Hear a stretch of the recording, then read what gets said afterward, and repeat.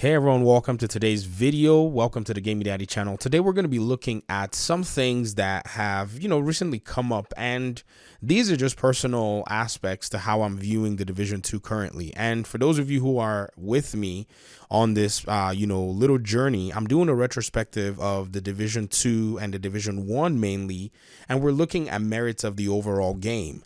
Now, for those of you who are aware, who have your ears to the ground, you know that lately we've received some information from State of the Game as to what direction the developers want to go with their game. The only thing a lot of people have, pretty much raised concerns of is how slow it's taking to get there. And I definitely understand. I'm an impatient person, and for sure I can say I am frustrated to an extent onto how this is going, but there's nothing I can do. If there's something that I have no control over, then I just have to let it go to whoever has control over it. The only thing that I fear is at the end of the day, they may have lost a lot of time, a lot of goodwill, and probably and hopefully not. I'm not hoping. Hopefully not. This does not affect them too much in the future, because already this is probably going to play a role in affecting them. But that's not necessarily what I wanted to discuss today. This is more of a weekend video, kind of lighthearted, and I wanted to talk about something that I just saw recently. So this Friday, we had the Video Game Awards, and, I was waiting for the Batman release, the rumored Batman Arkham Legacy is what they called it. Some leaker and a few people said, hey, it's going to be at the Video Game Awards. Hopefully it's there, but these were just rumors that a lot of people were spreading, and I got on the hype. Rumors are to be taken with a grain of salt. I did take the rumors with a grain of salt, but it's difficult not to be hyped. So I was kind of hyped, and I watched the whole thing only to see that there was no Batman Arkham Legacy revealed of any kind. But there was something that stood out there. One of the very first awards in the pre-show that was given was to the video game that actually listened to its community the most. The Best Community Support Award goes to a game that listens, reacts, and responds to its players with honest respect and transparency. The nominees for Best Community Support are... And this was a very peculiar award because the games that were actually selected in this category were games that were, being supported by their developers.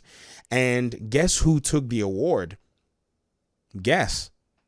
Yes, if you're guessing Destiny 2, then you got the answer. They got that award for a game that the community is listened to. And this was something pretty cool. And I thought to myself, what could have been if Massive listened to its community and actually acted rapidly and came to a sweeping, rescue when the Division 1 was having its initial crisis.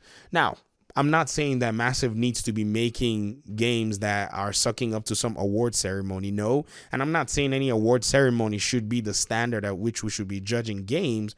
I'm not saying that, but I'm saying what's up with the game that we're rooting for. I know many people say, dude, you need to leave this game. This game is dead. They throw shade on this game. But ladies and gentlemen, I like the game. I could go cover other games. I have done other games in this channel, on this channel before. I've covered Pro Evolution Soccer. The channel did well in that season. I've covered, what else have I covered? Nothing much, nothing other than that, but that was another game that I covered that I do like. And I'm very, very, picky about what I play. Like, I have all these games and all these subscriptions, and I still cannot pick out something to play because I'm just so picky. And so that's just the kind of person I am. This is just one of the games that I'm really into, and I want this game to do well. And I think the reason why it hit me more because Destiny won this award is not because, Massive has put in, the amount of community relationship that Bungie has. No, Bungie does. They're the big bros, but to see a game that is kind of, a competitor with the Division doing well and seeing the Division in the state that it is, it just kind of makes me a little, I don't know, it just makes me feel a little deflated. You know what I mean? Because if you think about it, Bungie, has gone through its ups and downs, but it seems like they're finally understanding what it means to make very, very critical decisions, and critical decisions that are in favor of their community. Now, if you're in the Bungie community, you will have more insight on this. I'm the guy observing from outside in a sense, and I'm the guy that's in the Division. But, both games kind of share ecosystems. A lot of Division players that I know are currently right now grinding Destiny, enjoying the content, enjoying the expansions, because Bungie understands what it means to continue to give activities to an ongoing community, and not just activities that are rewarding, activities that do work, activities that have replayability in an online ongoing game. What Tom Clancy's The Division 2's developers have missed out on is they missed out on what a content schedule should look like. And is it because they went free DLC? Maybe. But at the same time, if you're going to promise free DLC, it does not take away the demand that players actually have for content in ongoing games in general. In fact, the video game Control is a video game that's a single player experience from the people who made, I think, Alan Wake or something like that. And this is just one person running through a building doing all kinds of cool stuff. They even have an expansion right now, and they've already promised one in the future. Now, I'm not saying that they're probably going to be bringing out more expansions over time, but I'm just saying that even single player games, the developers of those understand that there needs to be a lifespan of this game that doesn't just make it a forgettable experience at once, but will stretch for a while. Here we are with Tom Clancy's The Division a few months after, and everyone is, claiming that they're bored with the game. Now, I'm not talking about those of you who only play like 20 minutes a week. I know there are some of us that are super busy. They don't have as much time as everybody else. We're all working class people, but some of us have more flexible schedules and we can get on the grind much more easier than other people. I'm not saying, that everybody is already bored. No. I'm just saying the majority of the community is just saying, hey, are we going to get any content? Are we going to get, things that do work and then keep us playing? And, we're asking these questions and there is no definite answer. And I think this is, part of the difficulty and the challenging aspect of being in a game that Massive is developing. I think they're very new to this, but somehow they just have not necessarily learned how to organize all this stuff and put it together. I'm not saying like I'm a great organizing person-y. I'm a disorganized scatterbrain, and I feel like my brain is Massive Entertainment Studios. Like, you know what I mean? Like, I'm not, I don't know. I'm a scatterbrain. Like, I cannot focus all the time. I do things haphazardly, but sometimes they come together. You guys watch my videos. You guys are like, dude, your video has this mistake on there. Yeah, that's the kind of, I'm a type C personality. It's the kind of person I am. And I feel like Massive Studios, I guess that's why I get them. I guess we're birds of the same feather. Oh, God. This is depressing. This is depressing. Oh, no. But at the same time, where do we go from here? Are the developers going to get their act together and start providing standardized dating metrics to help people understand where they're going? Because they say things like, we just know that the raid is going to all be coming out next year. What does that even mean? If you watching the Video Game Awards was kind of enlightening. I mean, no, I don't care about an award show, but just seeing the way the other companies were bringing their product to the market in terms of their marketing and their advertising, and some of them not even putting a specific date on their game releases, but at least putting release windows on their games. Now, who knows what phase of development these games are when they give you a release window. I read Jason Schreier's book. You should read it, from Sweat to Pixels or something. Blood, Sweat, and Pixels. Yeah, that's the name. You should. Yes, I know everybody in Jason Schreier, whatever, but that book gives you an insight on what these developers actually go through.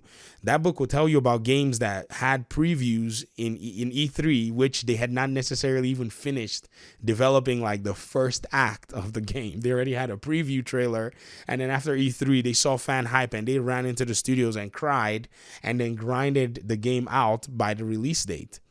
This is kind of the reality of the gaming industry. But if you're not going to give your fans a timeline for any expectation, then don't say anything at all.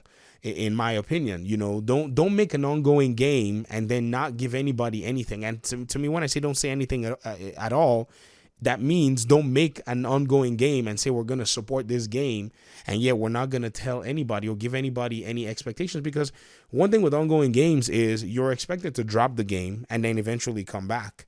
But at least you ought to know what window of time you're going to be returning to the game, which is definitely something that, you know, and if you look at people's windows, they're like, oh, my window of returning back to the division is when they do this, and this. It's more like just functionality. So I think Massive is putting themselves at a disadvantage, you know, competitive, you know, in a competitive sense.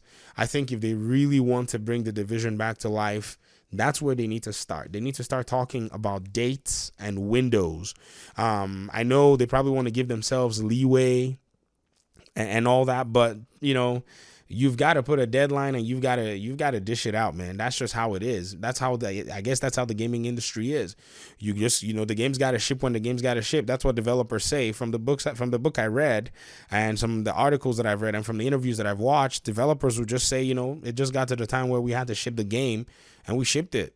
You know, I guess that's just one way of getting it out, because that's one thing about software development. You will never stop developing. Apparently, this is what the software people on this channel have been teaching me. Yes, I read your comments. I read every single bit of it because I learn. And so if that's the case, then I feel like the developers can feel safe, even though, yes, we can be very, very tongue-lashy in this community, but I feel like they can feel safe enough to say, hey, this is where we are, you know, and this is what we're looking at. We're looking at maybe spring of 2020. Okay, spring of 2020, whatever the heck that means.